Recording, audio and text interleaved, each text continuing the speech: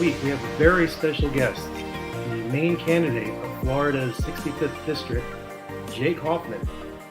So before we bring Jake into the show, I'd like to play a clip of an interview he gave recently. Yeah, so I had a state representative tell me this a couple of years back, and I thought it was really insightful. That there's two people up in Tallahassee. There's a representative that goes up there and tries to expand the government, that goes up there to try and keep the status quo, and then there are people that do get sent up there that are trying to do everything they can to possibly restrict the growth of the government. I'm running as a Republican, but I would happily classify myself as a libertarian, and I think you need to get more people in office that are of that mindset. And I'm 31. There's an entire different mindset of people that are my age of why they're Republican, what's brought them into the party. And for the most part, it's not some of the things we may have seen where my dad or my grandfather might have been a Republican. It's people who are very anti-government and very anti-government involvement in their lives, and these are people that even used to vote Democrat, and now they're, again, because of the pandemic, because of the vaccines, because of all of these different things, they have started to come to our side. And so we need to get those people into office, people that think that way, where they're trying to minimize the amount of government in their lives, not going up there to expand it or kick around bills that just move money from one person to another.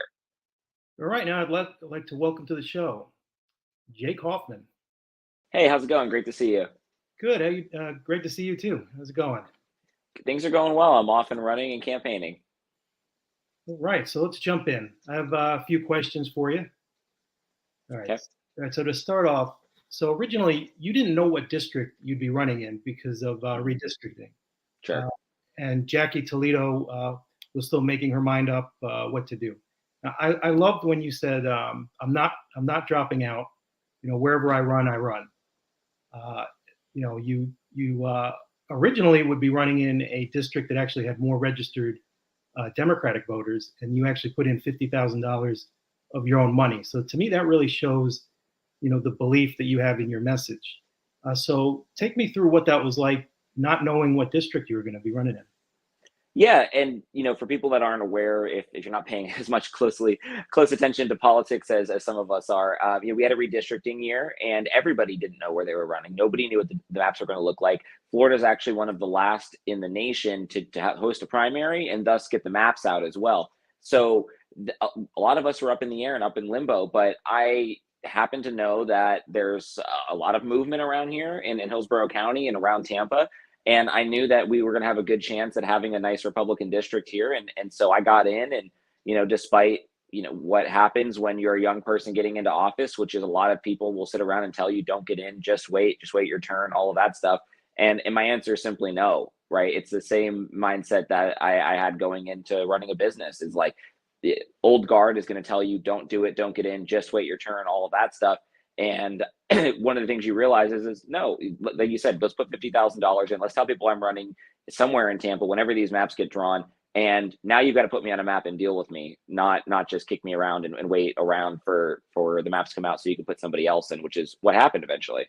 Yeah, I was looking at Ballotpedia, and you're the only name listed. So to me, it looks like a lot of people were trying to sit back and see where they could win, where you were just like, I'm in. Bring it. Exactly. And that's a lot of the digital marketing experience that I'm bringing into politics. For those of you that don't know, I run a digital media company. We work with professional athletes. We sell fitness programs, mostly for guys in the NFL, UFC, and boxing.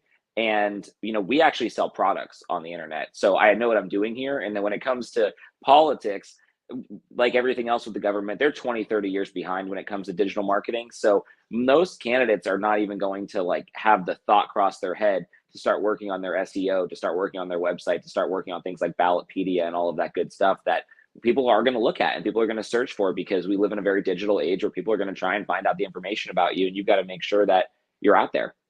So how does that work where you didn't know the map yet? Would you have had to move if you weren't in because originally I believe you would have been in the 62nd district, but you lived in the 60th district. Would you have had to move? How does that work? So in a redistricting year, you don't actually have to live in the district that you're running in until the day of the election. So again, it's it's kind of my personality. It was a bet on myself, and it was a bet on that the districts were gonna play out in a way that I wanted them to, and they did at the end of the day. So yes, it could have went wrong, and I could have had to have technically moved by election day, but at least I would have known and had a 6 month or 8 month heads up. And a lot of these districts, when it comes to local state house races, you may be talking about only a couple of streets over having to Right. move, Yeah. and so that's the reality of it. Doesn't mean that you're moving. There was no intention of me ever moving to Jacksonville Right. or Orlando or something like that. It was just, let's figure out where the districts end up here in Tampa, because there's going to be a favorable one somewhere within, a 15-minute drive. Excellent. All right. So next up, I know we now know Tampa as Champa Bay, which the Florida Panthers, I think, are going to end that this year. I don't know about that, but yeah. True politician, right? Yeah. Go Lightning. I actually, to talk about that, I am from South Florida. I am from Palm Beach. I grew up I'm still very much a Miami Heat fan. I'm a Miami Dolphins fan, and it's hockey. We didn't really grow up with a lot of hockey players in South Florida, so I wasn't really ever like looking at the Panthers. And when I came to Tampa, we have such a culture around the Tampa Bay Lightning that I have fully adopted them. I'm fully on the bandwagon. I've been over here for 13 years now, and I'm a huge Lightning fan. I love the Lightning, and I do like the Panthers. They're still my number two, but I'm siding with the Lightning now on this one, and I'm also fully on the bandwagon behind Tom Brady over here with the Bucks. I don't care who knows that I hated the guy as a Dolphins fan my whole life, and I am right there to get behind him and line up on the bandwagon as soon as he came to Tampa, because he changed the culture of the city. Well, I just see you guys having all these parades, and I kind of want one over here.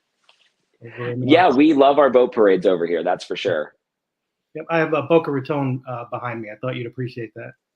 I do. I think you guys would be prime for a boat parade, but you you need the Dolphins to win something. You need a team. You need a team before you can have a parade. Exactly. You have to at least start winning some playoff games somewhere. So my question to you is, what makes Tampa unique? What makes it special? Well, right now, a lot of things. I mean, we are the boomtown in the entire country. I mean, you have a major metropolitan area that was, to be honest, very, very underutilized and underinvested in for a long time. And if you look back at the skyline of downtown Tampa here 5 years ago or 10 years ago, 13 years ago when I moved here, it looks nothing like what it does today, and it's not going to look like what it's going to in 3 years. You have so much investment here. You have people moving here, young people moving here. Axios just called me up for an interview a couple weeks ago because they named Tampa, through a study, the number one destination for young Republicans coming out of college. This is it's pretty crazy to hear, because people are still kind of like, why Tampa? What's going on in Tampa? And at the end of the day, you've got a major metropolitan. It's getting quickly more expensive, but it's still significantly cheaper than living in San Francisco or New York or one of these big cities, or even Miami. People are leaving Miami and Palm Beach and South Florida and coming over to Tampa because there's more opportunity here and it's cheaper. And all of those things combined, and then now you add in, over the last 2 years, the pandemic situation. Everybody wanted to move to Florida because we were open and you were allowed to live your life. And so there's no denying that the way that Governor DeSantis handled the pandemic is the reason why this is such a desirable state. Tampa's a major metropolitan area that still has plenty of room for growth and boom. So that's why Tampa is unique right now. Yeah, it's impressive to me how we've known it to be a number one destination for young people, but also for retirees. So I mean, everybody wants a piece of Tampa. Everybody wants to go down there. I've noticed it in South Florida. It's not snowbirds anymore. They're just birds. They're just down here. They didn't go back anywhere. They're here to stay. And like yeah, because of DeSantis and because of the way Florida stayed open, but also looked out for the elderly first, like the governor has said. So he protected people, but he also kept the state open, and now everybody wants to be here in Texas. Yeah, and you cannot discount the fact that we don't have a state income tax as well. I mean, that's always been a draw for people coming down to Florida, but it makes a lot of sense when you're getting taxed like crazy, inflation's going crazy, all of these things. You're like, why am I going to pay another 40% my income tax? And the fact that you can work remotely is another big factor in that too. So if you're able to work remotely, and make 40% more of your money, why would you not do it on a beach instead of doing it in Minnesota? I mean, it's just it's simple kind of decision making for me, but maybe it takes people a little bit longer, and that's why we have so many people here now. Yeah, absolutely. The news loves to rag on Florida, but yet everybody wants Mhm. to be here. So try to figure that out. Yeah, I've got a great article about, that we were the butt of the jokes, for so many years. But at the end of the day, the Florida men are having the last laugh because, we actually have made a lot of sense throughout this whole pandemic. As crazy as everybody thinks we are. Yeah, yeah. I think we're the best state in the country, honestly. Absolutely. We are the melting pot. Florida's melting pot. All right, so Yeah. yeah. The next one. I was reading before our interview. I did my research. I was reading up on you, and I agree with what you said. That it's the conservatives now that have a message of no unnecessary wars and are fighting for freedom of speech. I actually have a political cartoon that I think sums up what you said in that interview. So I'm just gonna put up that this cartoon here. All right. So it shows on the left kind of the hippie generation back then, and then on the right it shows how the same person is today. So on the left you had people fighting for free love and free speech, and now those same people are fighting to obey the establishment and are basically running the cancel culture and shutting people down. So my question there is, what is a millennial conservative to you? So this is actually one of my favorite things to talk about because I've been saying this for years now, and I've really confused a lot of reporters when I talk to them about it. I remember telling this story to a woman who was a host of a PBS NewsHour a few years back, and I told them, I said, my father was a hippie. He was at Woodstock. He was not political. He was everything that you saw in that in that cartoon in 1969, right? And then I'm running over here running the Tampa Bay Young Republicans, and older people who have this notion of what a Republican's supposed to look at me and go, how in the heck did you become a Republican when your father was a hippie? And I said, it's really not a different a mindset at all, especially when you think about, like, again, I consider myself a little bit of a libertarian, like I said earlier in one of the other clips, that you don't want the government to come and interfere with your life. We have believed in gay marriage our entire lives. Again, I'm 31. I've never been against gay marriage a day in my life, which Obama, Biden, Hillary Clinton, none of them can say that. And, that was the kind of stuff the hippies were pushing for. We are becoming more and more pro marijuana and recreational marijuana and things like that. There are some of these issues that were really core to what some of the hippies believed in the 60s. And now you have a generation that we have become counterculture. And I've been saying this now we're rebelling against the establishment because, like you saw, the CDC is telling us what to do. Big Brother's telling us what to do. We don't trust the CIA. We don't trust the FBI. We don't trust all of these major institutions that are telling us what we know to be untrue, because of the fact that over the past couple of decades, with the invention of the internet and all of the research you can go back and do it, how all of these institutions have lied to us over the past so many decades, that why would we believe them now? Why in 2022 should we sit back and believe them? And so it is a very, very strange reversal of roles between the parties and the people that are in the parties. But right now, when I go around, I'm our state committee man for the Young Republicans. I'm going to be in Arizona this weekend with representatives from every single state in the country who are Young Republicans, which is defined as under 40, and every one of them are some version close to the way that I believe as well. This isn't just a unique thing with just me, with just Tampa, with just Florida. The younger version of the Republican Party is getting pulled to this, what would be considered a little bit more progressive, which is kind of a strange way of explaining it, but that is what's happening. And then on the left, young people, they don't have young Democrats anymore in colleges. They have young socialist clubs. They have young communist clubs. Like this isn't something I'm just making up. It's not just like the scare tactic, like people seem to think that it was. If you go onto a college campus right now, you have young Republicans who are somewhere, what I consider pretty moderate in the middle on a lot of their views, and you have people on the left, younger people on the left, that are full-blown socialist and even admittedly communist. And so that's the difference right now. And so my beliefs haven't changed, most people's beliefs haven't changed, but the demographics coming in of the younger generation are so far left that most Democrats who are, let's say, 50 years and older probably have a lot more in common than a young Republican who's 20 years old than they do a 20-year-old young Democrat. I absolutely, I agree 100%. It's interesting.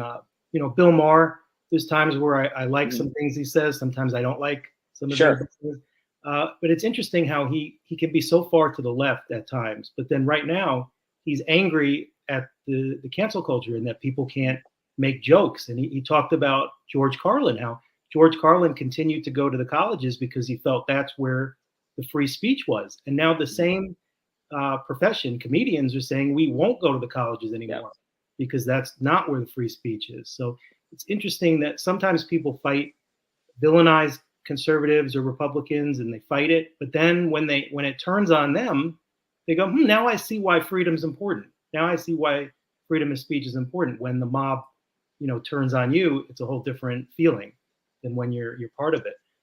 So tying into that'll kind of lead into my next question. You went to CPAC, correct? Yes. This year. So the mainstream media, I think, likes to make it sound like a Klan rally. So what was it really like? So I wrote an entire article about this as well, which is kind of the media distortion of what CPAC actually is. If you go to CPAC, you will meet people of all kinds of different persuasions, ethnicities, culturally very, very different people. But you know what the media actually does? They spent more time talking about a rally that got held by some crazy, alt-right person. I forget the guy's name. He's like, just like troll.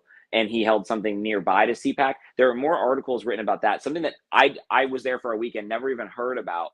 But if they can take somebody who's, openly anti-Semitic or openly racist or any of those things and be like, they were there, that's all of them, right? No, there's tens of thousands of people there over the weekend. And what you end up seeing is that it's a younger crowd. CPAC was originally supposed to be for college students, and that's still generally what they try and cater to.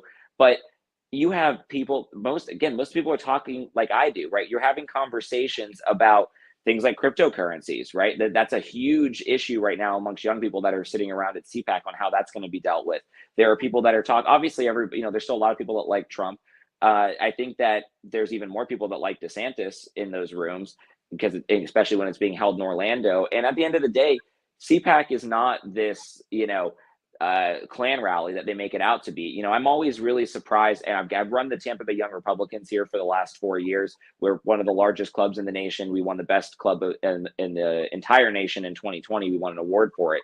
And one of the things that happens is we end up doing events every month at like bars, right, or restaurants or things like that. And then there's always staff in there that is tends to be on the left, maybe a bartender or something like that, or somebody that gets dragged there from their friend who's like, I don't know if I really want to go to this.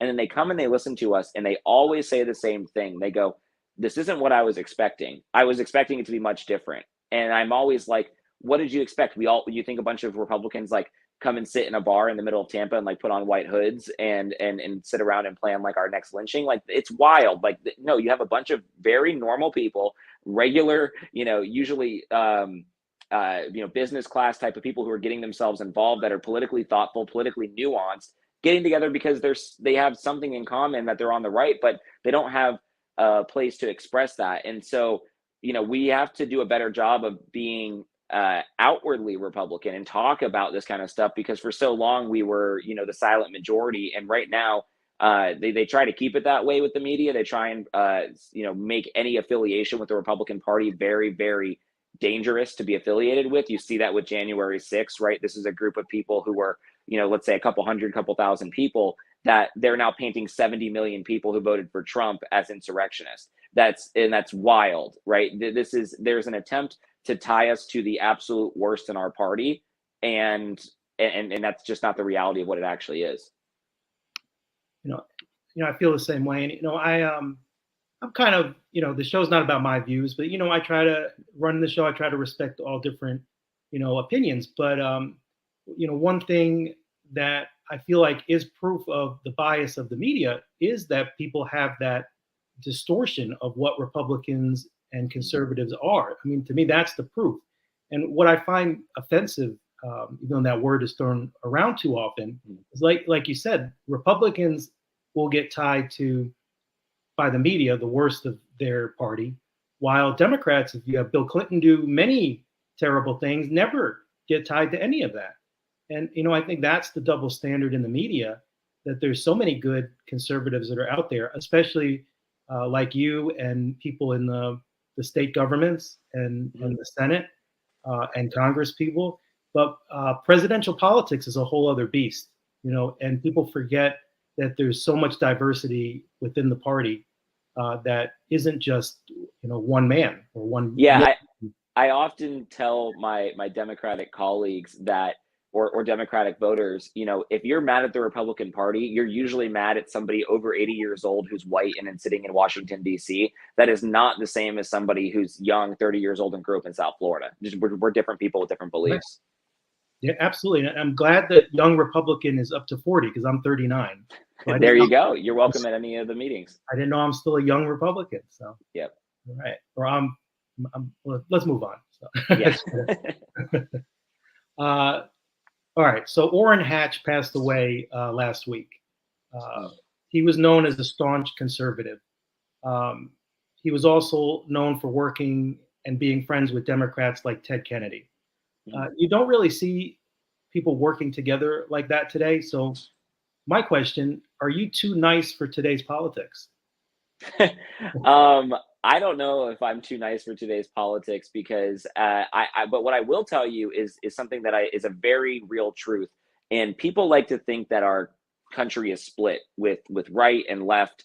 And we're definitely split on a lot of different lines. But I can tell you, again, running the Tampa Bay Young Republicans for 4 years, I have reached across the aisle more times than I can count to try and get something done. I could try and get a beach cleanup done. I could reach out to the young Democrats here and say, I want to do a beach cleanup and do something bipartisan.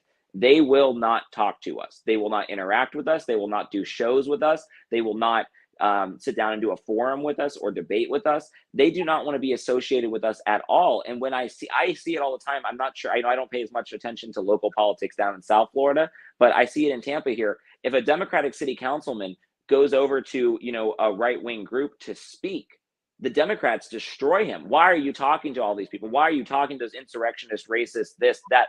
And they get lambasted online. They get lambasted on Twitter, which is usually fake, as we're coming to find out. And they are scared into submission of not even having a conversation with us, which is totally the opposite for Republicans. I'm more than willing to go sit down at any Democrats group and go express my ideas and we can argue through our ideology on certain issues and everything. But the reality is that the left does not want to engage and they don't believe in civilized debate anymore. They don't believe in, and again, even talking to us or even having a conversation. That's why they try so hard to shut down conversation online, is because if we actually had to talk about things, then maybe they'd have to stay ideologically consistent. But unfortunately, that's just not the reality we live in. And they've done such a good job of making a Republican so toxic as a brand that a lot of people just don't even want to touch it. And Democrats don't even want to touch it because they'll get, it's the same reason why, people were telling, the presidential candidates during the last presidential election, don't go on Fox News.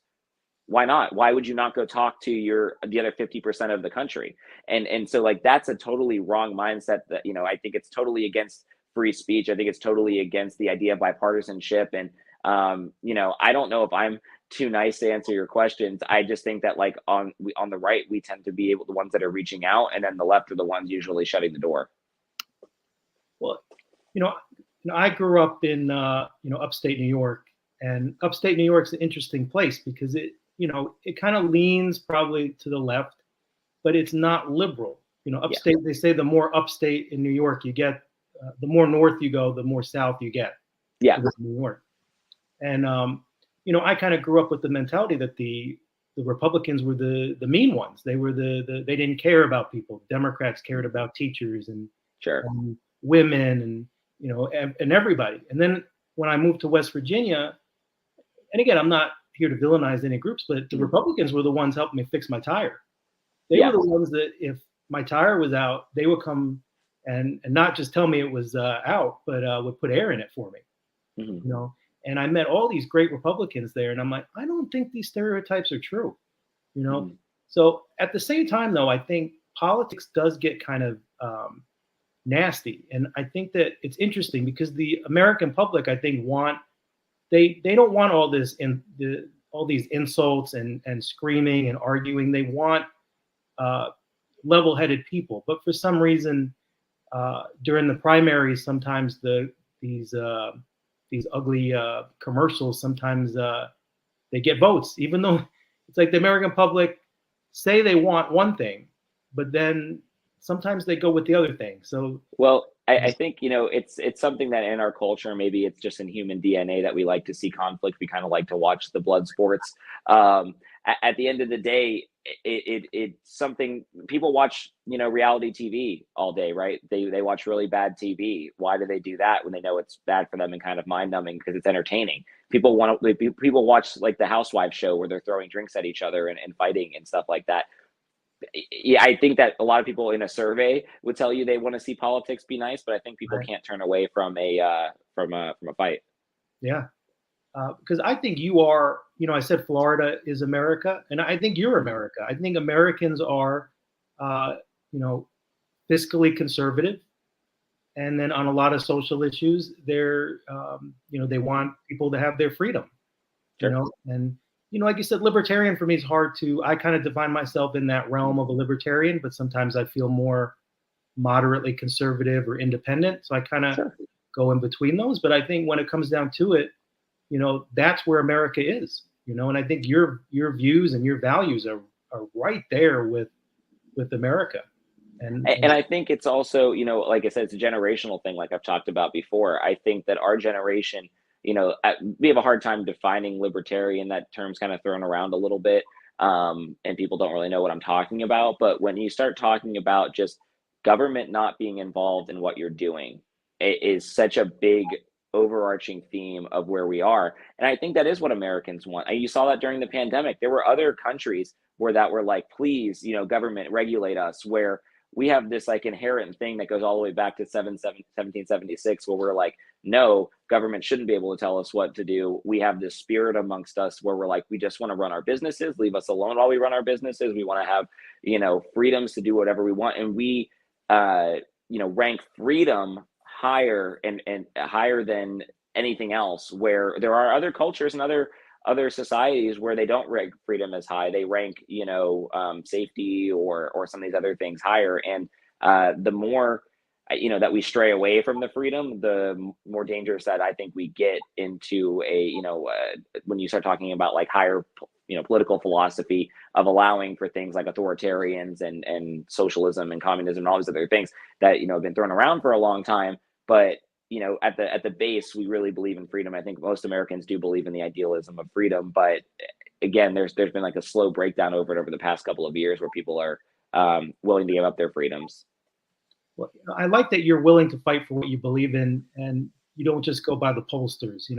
When they said that talking about election fraud it's not popular with the voters. It's not. The polls are showing that's not a good issue. And in an interview, you said, well, if we don't fix this, then nothing else matters. If the election integrity isn't there, what else? Then where are we at? So I thought that was a great thing that you did. That you helped, and thank you for doing it. I mean, you helped strengthen Florida's election. So even though there's all this, people want to label people as conspiracy theorists, or they, like you said, they want to villainize that part of the political spectrum. I mean, the fact of the matter is, election integrity is important. There is Yeah. vital, not just important, it's vital. And you made a great point in an interview talking about how this is not people being super geniuses that are hacking voting machines. It's a matter of, hey, here's a swing county. Let's give these mail-in ballots to Democrats, and let's go collect those same ballots that people have never gotten before. And hey, let's give 4 million to the election Supervisor of elections. Yeah. the supervisor Yeah, election. yeah, Yeah, yeah. I think that it's a really big issue to it's one of my favorite issues to talk about as well. After the 2020 election, it's exactly what you were saying. I talked to a lot of Republicans in the state of Florida, and I said, "What are we going to do about election integrity? There's clearly a problem here. Everybody thinks that there's a problem. Even Democrats, understand that there were inconsistencies and that this election was unprecedented." And like you said, I don't think that China was coming in and changing the votes, digitally or something like that. I'm not a conspiracy theorist, but I'm a complete realist, and you have to track back to like how this works. And it's a really simple formula that was used in the 2020 election. You mail out votes to everybody in the country, despite whether they know that they're getting it or not. $400 million was, verifiably given to supervisor of elections all over the country, specifically in swing districts. They use that money, here in Hillsborough County, we had $4 million go to our supervisor of elections. The records show it was given to a marketing company. The marketing company spent it on collecting ballots. And then they call it curing ballots. And so advertising, calling, making sure that you turn in ballots. Well, they're doing that in the Democratic zip codes, right? I don't want an audit of the election to, show me like where the votes were counted or they were counted wrong or something like that. I want an audit of where the money was spent, right? I want to know that you evenly spread your collection efforts amongst all the zip codes in the county, and I can guarantee you that it absolutely was not. And you only focus on people who were Democrats. So these are basic things that I really thought when I was writing a petition up to the state of Florida that through the Young Republicans to try and change some of these rules, that this would be a bipartisan thing that we can get along with, right? I don't believe that Democrats would like it if the Trump organization gave $400 million to supervisor of elections. I think they'd be out protesting in the streets. So I think it's safe no matter what side you're looking at. I think it should be bipartisan, but it's become something that's not because, again, it was labeled racist, right? I just listened to a federal judge come and say that the bill that I wrote the original petition for is illegal because it was racist, right? And that was banning drop boxes, that was banning unsolicited mail-out ballots and private donation to supervisor of elections. And I'm like sitting there looking at this like some federal judge in DC who's saying that like Florida's racist for enacting this law. And I'm like, I wrote the original petition. I'm like, you don't do this to stop Black people from voting. You're doing this because the way that we did our voting was unsafe. I found out and through doing this that in Washington D.C. you're not even allowed to, or sorry, not Washington D.C., Washington State, you're not even allowed to vote in person anymore. It is 100% mail out ballots all the time, no in person voting.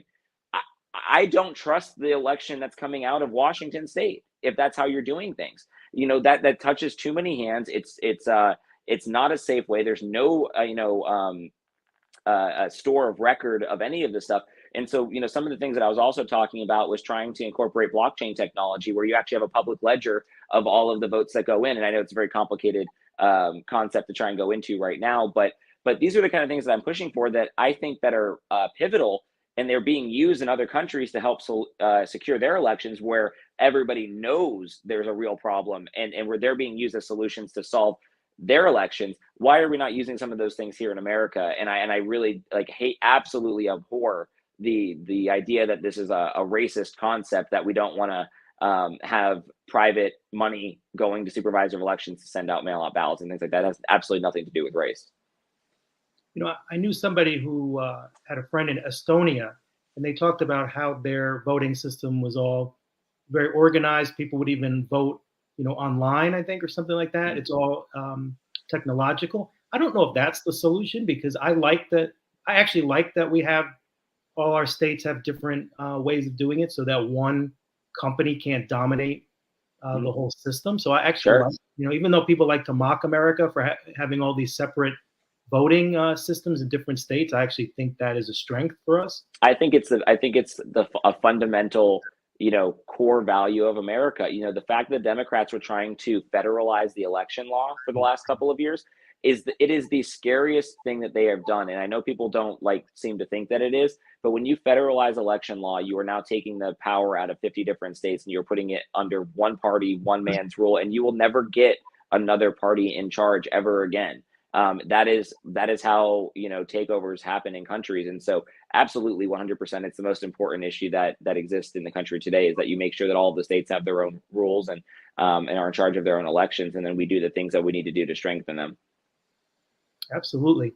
I think the main things I would like to see fixed are at least in the presidential primaries, or where you have these states where they're counting peanuts or flipping coins for a tie in the caucuses. Yeah, that we probably could, maybe do something. That's an interesting one. We do decide some by coin flips. It's pretty rare, but it does happen. It's in law somewhere. in those small districts, it's Yeah. amazing what is still on the books. But again, Yeah, that makes us America, I think.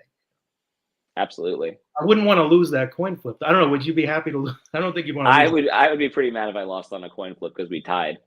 All right, so we're getting to the end here. I just want to touch two more things here. You ran the Young Republicans, and you had 10 members. You brought them from 10 members in 2018 to, my understanding, 250 members today. We are at 375 as we speak today. How did you do that? I took what I know how to do, like I've been talking about, is digital marketing. I knew how to go out and get people and attract young people to the party. Young Republican groups around the country, as much as I love the organization, it honestly is they're not the most exciting groups. They're not the most effective groups. The same thing with the GOP locally in a lot of these counties.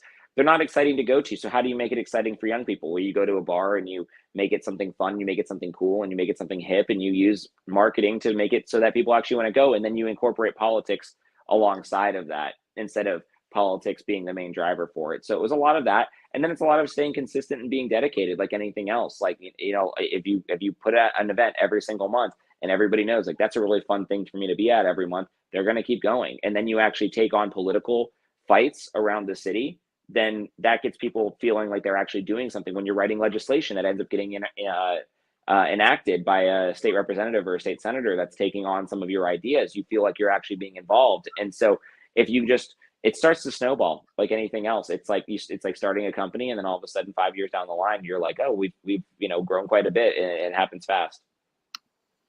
Yeah, I think I saw somewhere where you said, I'm tired of writing articles. I want to start writing bills or something like that.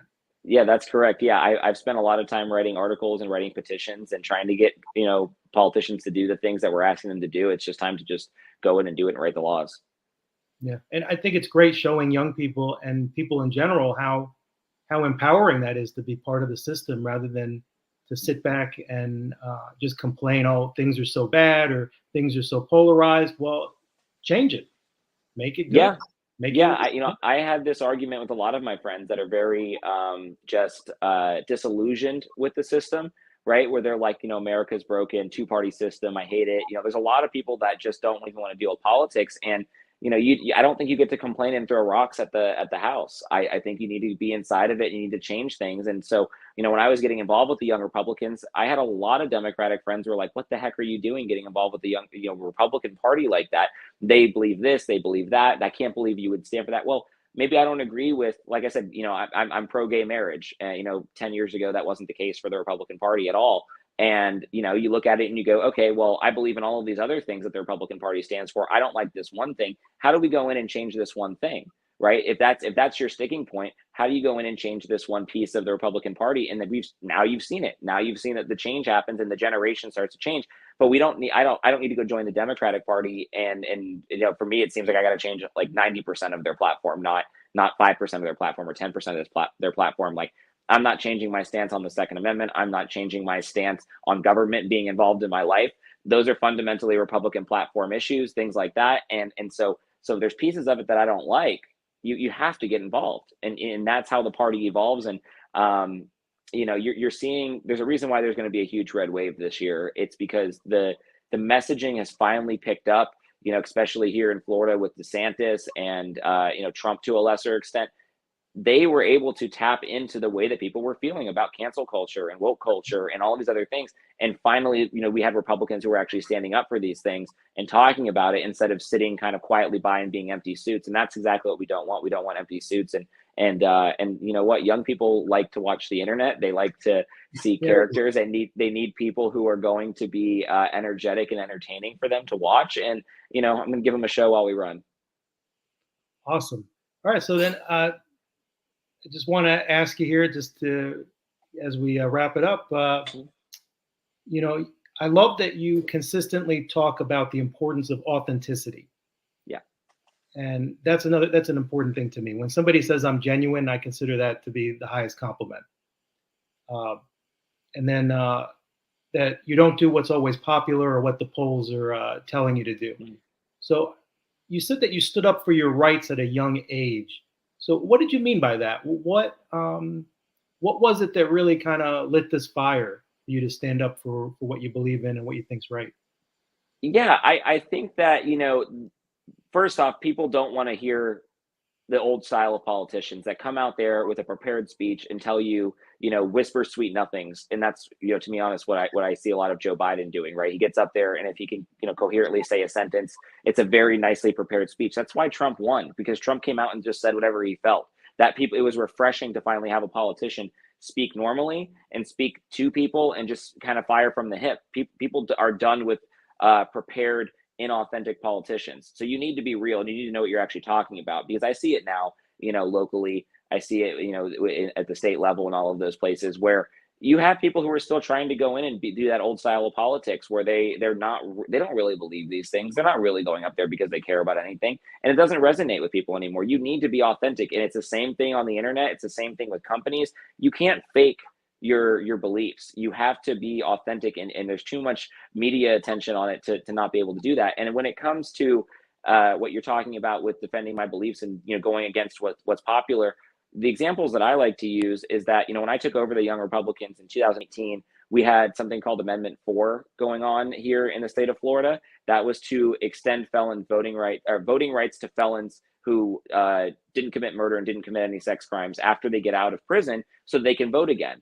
Fundamentally, again, I haven't changed. I believe that you have a constitutional right to vote in this country. And if you're out of prison and you've served your time and you've done your sentence, then you deserve to be able to vote. That is a very clear belief of mine. But the Republican Party didn't believe in it at the time. And so I was the only group that took a stance from the right and said, no, we're going to go join the left on this and say, we're going to make sure that people can vote, because I don't care if it ends up with more Democrats being registered to vote. And, spoiler alert, it didn't. We actually had 70% of felons that have registered to vote in this state are actually Republican. Nobody has any idea that that's a real stat, but all of the felons that are coming out of prison and registering to vote are Republicans. Not all, but a good portion of them, a lot more than they were expecting, from the data. And that's why Republicans were against it, not on principle, because they thought that they were going to lose more elections. So I took the party all the way over, over here, and we were credited with passing that bill in the state of Florida. And I actually have a podcast coming out with another national syndicate that wants to talk about that, because it was a very pivotal piece of legislation. And then it became a whole other fight where they called it racist and not racist. Again, it got blown up into something that it wasn't. But originally, that was the goal of it. Then when you look at like the elections, it's the same thing. I stood on principle, and I brought the party that was looking at the polling and saying, oh, we don't want to touch election integrity. But that's what the base wanted, because the base understood what happened, and then your constituents actually understood what happened. So I feel like I brought the party a little bit more right. And so it's about staying genuine and principled in what you're doing, whether it's going to bring the party left, bring it right, bring it down the middle, whatever it is. If you're doing the right thing and you actually stand for what you're believing in, and you are able to coherently express why and explain the argument, then people appreciate that, even if they disagree with you. I could not agree with you more there. And thank you so much for doing this and being on the show. Yeah, really. Thanks for having me. I know we went probably a little bit over what we planned on, but I'm you get me started, and I kind of am becoming a politician. I talk a little bit passionately and too much about some of these issues. Right, it's part of the job, right? Yeah. Well, ladies, thank you, and me and my wife expect to be invited to the victory party when you. We will let you know. We have a primary August 23rd. It's a Republican primary. We have other people in this primary who are not in it for the right reasons, that are funded by special interest. This is going to be a Republican seat. I'm 100% convinced of it. So we need to make sure that you elect a right Republican in this district. And so if you're sitting in South Tampa right now watching this, make sure that you vote for me in August during the primary. And if you're not, and people that are over here, send them this video and send them my website and things like that, and be like, hey, there's this pretty interesting guy that's running over in your district, and make sure that we get me through the primary. Thank you, and good luck, Godspeed. And that was a tough tackle this week. We'll see you all next week. Have a good one. And so I think the question is we can either have a free society or we can have a biomedical security state. And I can tell you, Florida, we're a free state. People are going to be free to choose to make their own decisions about themselves, about their families, about their kids' education, and about putting food on the table. And Joe Biden suggests that if you don't do lockdown policies, then you should, quote, get out of the way. But let me tell you this. If you're coming after the rights of parents in Florida, I'm standing in your way. I'm not going to let you get away with it.